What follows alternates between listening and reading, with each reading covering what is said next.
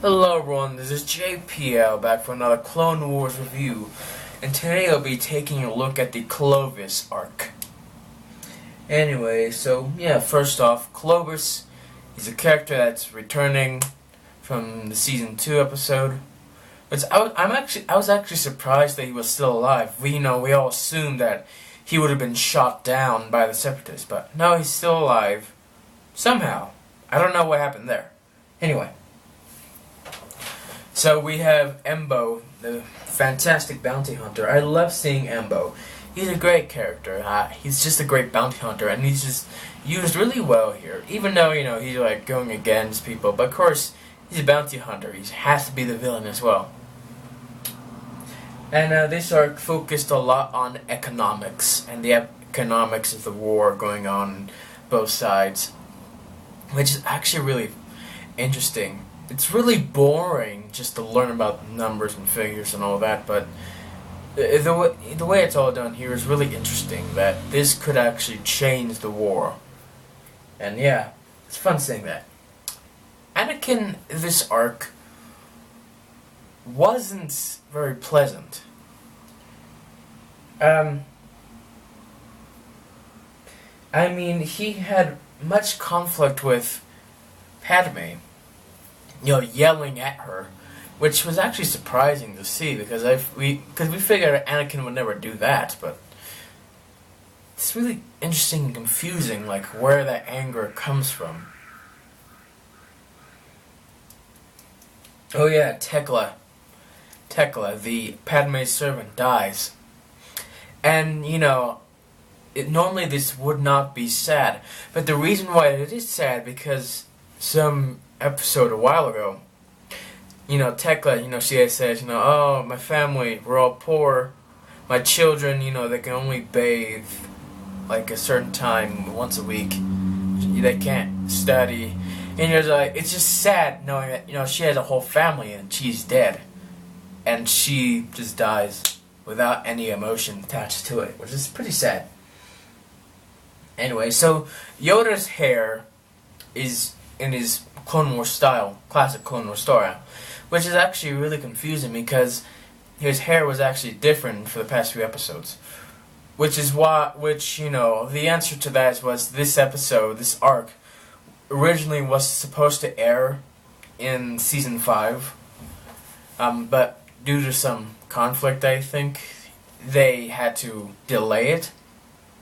And so Yoda's hair is back to the original style, but funny that in the Clone Wars order, this happens after that. So it's really confusing just watching new hair and then back to his old hair.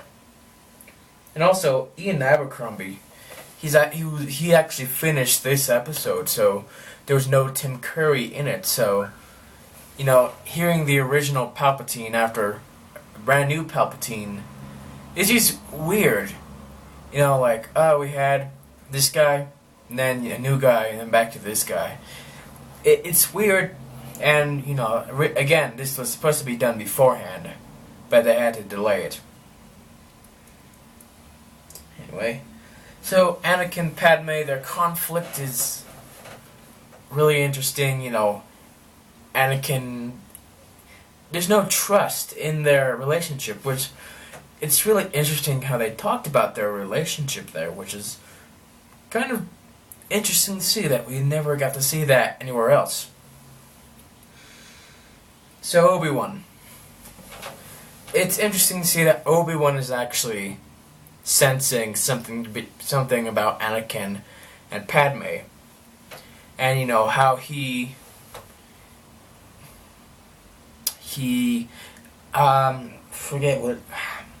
lectures Anakin about the whole relationship status.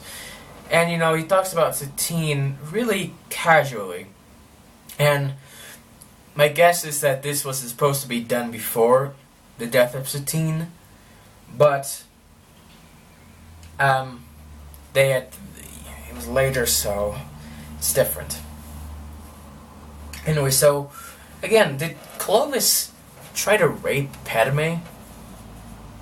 He says, oh, then you wouldn't mind me doing this, and he tries to kiss her. That's rape right there. rape in Clone Wars. Never thought I'd see that, but they pulled it off. Just like, it's nothing. It's not nothing. Anyway, so apparently Padme wants some time off with Anakin with their relationship, which was, really confusing because because there's nowhere else after this where Padme's like, oh, Anakin, except for later, but it's just weird just seeing that part of a relationship. So the separatists have an occupation on the whole bank system, which I'm not sure why that's there. It's really confusing. But the whole plan was actually really well coordinated, just to make Clovis look evil. I don't know why they didn't just finish the occupation. They could finish it, steal all the money. Hey, they got all the money. So there's a Fox lookalike. His name is Thorn. And, he just looks weird because he looks exactly like Fox, and he has a different name.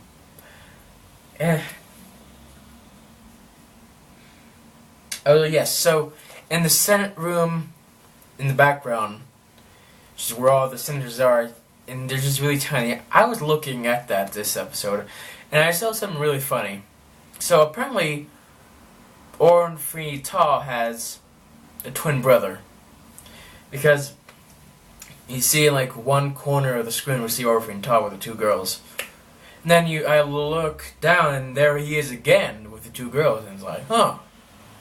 They're just reusing things, and apparently they reuse things a lot of times because I'm seeing repeated frames there a lot. And I don't know, Palpatine, when he was talking in this last episode, it sounded like he really had a sore throat, or like he didn't really sound like Palpatine. There was just something wrong with his voice, and I'm not sure if that's an indication of the voice actor or about him, being closer to his time, or just the sore throat he had, but the voice did sound a bit weird. And then the relationship status of Anakin and Padme, it seems like they're all fine back together, which I guess is okay. It's fine. Anyway, so to rate this arc, I'm gonna rate it a 8 out of 10. Anyway, thank you guys for watching, and I'll see you all next time.